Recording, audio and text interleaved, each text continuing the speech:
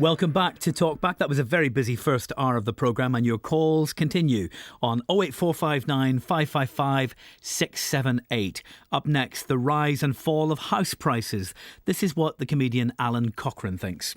I mean, I've been affected by the worldwide economic downturn as well. I'm not immune to it. I found out on the internet last week that I bought the most expensive house on my street during November 2007, which I understand was arguably the most expensive month in recent property market history.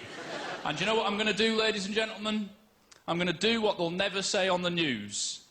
I'm going to live in it. I'm going to use the house for its primary purpose as a domestic dwelling, and I'm going to ignore its resale value, its actual secondary purpose that we've been convinced in recent years is its primary. I'm just going to live in it. They'll never say that on the news. Well, house prices in Northern Ireland have dropped again between April and June by a margin of 2.5%. So will they continue to fall?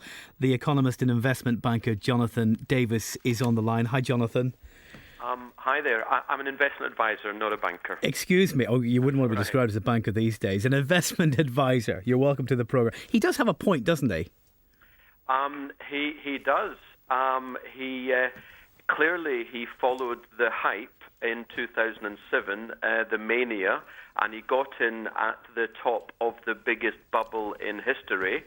And good luck to him that he will be able to afford, through his earnings, to continue to pay the mortgage. And therefore he will enjoy the property. That's fantastic. But we're missing the point here. We've just had announced a couple of months ago the biggest public sector cuts in history, which are starting to filter through and which will be coming through big time over the next year or so and which will last for years. And 70% of the Northern Ireland economy is the public sector. Join the dots.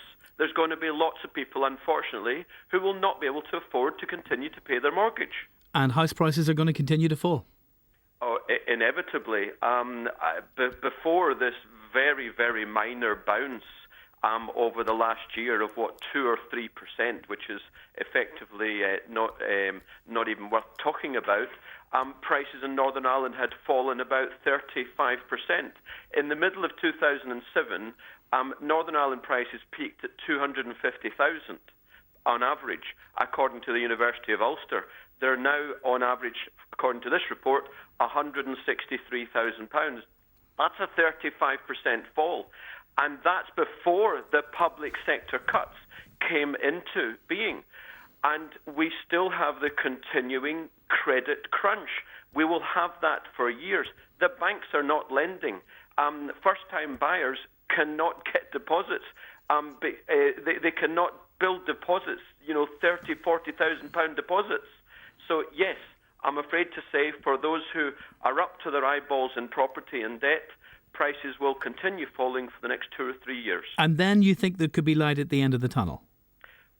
Well, what do you mean by that question? Do you mean that prices will then start rising? We'll see a bottoming out of the fall at the very least? I would say to you that in 3 or 4 years' time, the government will print more money to alleviate the political problems that they'll have at that time, because there will be a big backlash against the public sector cuts. When they stop burying the corpses, when they stop driving the trains, when they stop picking up the rubbish bins, then the government will print money and just buy people off. That is what's called quantitative easing, which is a phrase that they created a couple of years ago when the then government borrowed £200 billion of our future tax money to, as far as I'm concerned, buy some votes at the recent election, still lost the election. So yes, this government again will print some money to buy some votes for the next election. And that will probably, in the very short term, be positive for house prices. However, what you have to realise, this is a big picture thing, is that the global lenders who lend the money will raise the interest charge for lending the money. Thus, that will feed through to our mortgage rates. Thus, long-term, house prices are going to be in the doldrums for years and years and years. Jonathan, thank you. It's not a positive message, but it is your clear analysis of what may happen in the next few... Look, we have to leave it, I'm afraid, but Jonathan, thank you very much. That's Jonathan Davis, the economist and investment advisor. He's not a banker. He wants us to know that. 08459